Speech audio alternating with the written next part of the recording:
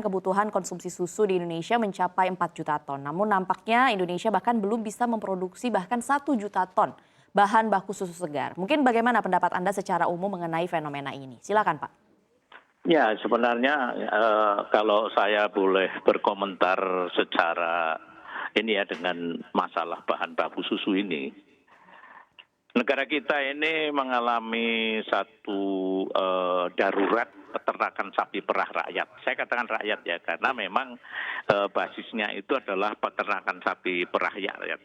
Yang sekarang ini mengalami suatu kondisi yang sebenarnya lampu merah karena stagnan.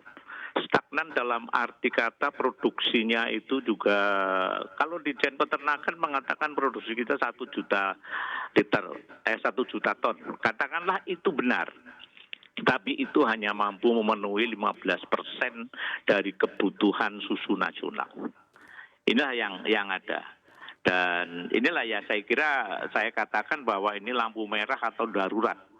Karena sebenarnya peternakan sapi perah rakyat ini adalah instrumen yang sangat luar biasa untuk menggerakkan perekonomian di pedesaan. Itu intinya. Jadi kalau tadi dikatakan 4 juta ton setahun ya, menurut proyeksi yang dibuat Asosiasi Industri Pengolahan Susu tahun 2020 saja sebenarnya kebutuhan udah 6 juta ton. Kebutuhan. Jadi lebih besar dari yang tadi disebutkan Dina hanya 4 juta ton. Oke baik. Oke baik. 1 juta ton saja dari kebutuhan 4 juta ton kalau tahun 2022. Ini tadi Bapak sebutkan sebagai kondisi yang darurat. Kalau kita lihat sebenarnya apa sih Pak tantangan yang terjadi terkait dengan produksi bahan baku susu segar dalam negeri? Tadi sempat disebutkan bahwa tantangannya adalah keterbatasan lahan, kemudian mahalnya perawatan sapi, dan juga mungkin terkait dengan penyakit-penyakit seperti yang beberapa waktu terakhir terjadi adalah PMK. Bagaimana tanggapan Bapak terkait dengan tantangan yang terjadi mengenai produksi bahan baku susu segar di dalam negeri? Kalau saya berpendapat berbeda ya, bahwa kondisi yang ada sekarang ini adalah suatu kesalahan dari pemerintah, kekurang pedulian dari pemerintah untuk mengembangkan peternakan sapi perah rakyat ini. Saya bisa mengatakan seperti itu karena setelah dulu kita pernah tahun 95 produksi susu dalam negeri itu mencapai 50% dari kebutuhan nasional. Setelah ada letter of intent tahun 97 akhir, kemudian itu semua bentuk perlindungan dari pemerintah dicabut, maka di situ mulailah terjadi suatu kondisi yang sebenarnya sangat mencemaskan ya, karena tidak ada lagi proteksi dan kemudian ya wajar-wajar saja peternak kecil diproteksi. Jadi itu stagnan sampai hari ini. Koperasi susu yang menjadi lembaga ekonomi utama peternak itu pernah mencapai ratusan.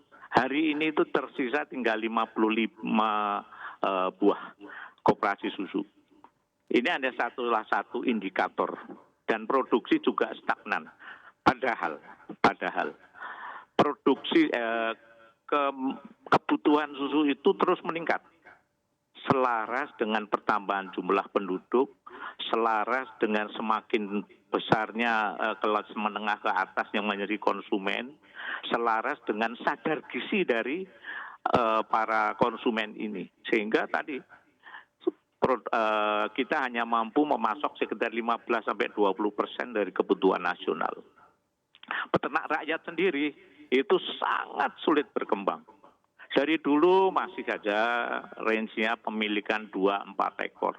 Jadi bukan hanya lahan ansih, tetapi juga macam-macam ya, karena tidak adanya dukungan yang utuh ya, atau yang besar dari pemerintah. Baik. Jadi Dina, kalau saya boleh mengatakan, kita itu sudah kehilangan kesempatan yang luar biasa sebenarnya. Kira-kira 20 tahun yang lalu. Ini sebagai informasi saja.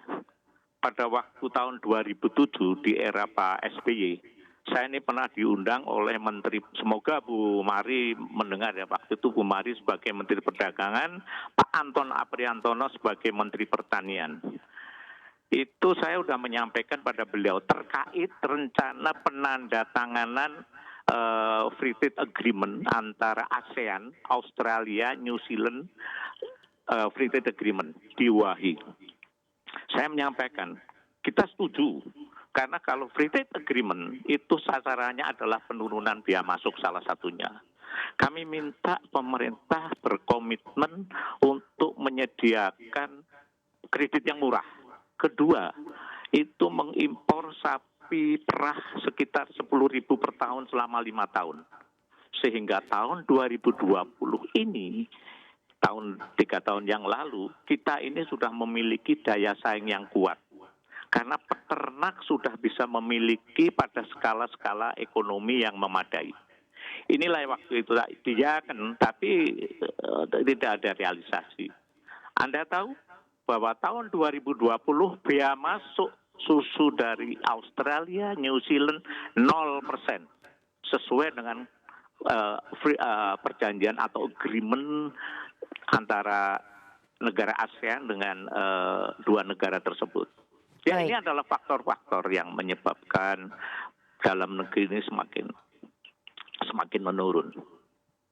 Baik, terima kasih Pak Teguh Budiana atas penjelasannya. Tentu saja kita harapkan ini pemerintah mendengar ya. Ada satu boleh kritis. Sedikit, Dina. Baik, silakan Pak Teguh. Sekarang yang berkembang adalah corporate. Corporate yang mengembangkan usahanya dari otomotif masuk kepada peternakan sapi perah dalam skala besar. Dan ini ada beberapa yang dalam 10 tahun terakhir ini merekalah yang ke depan pun merekalah yang akan dominan. Dan peternak sapi perah rakyat semakin tersingkir, semakin tersingkir, semakin tersingkir. Itu yang saya katakan darurat sapi perah.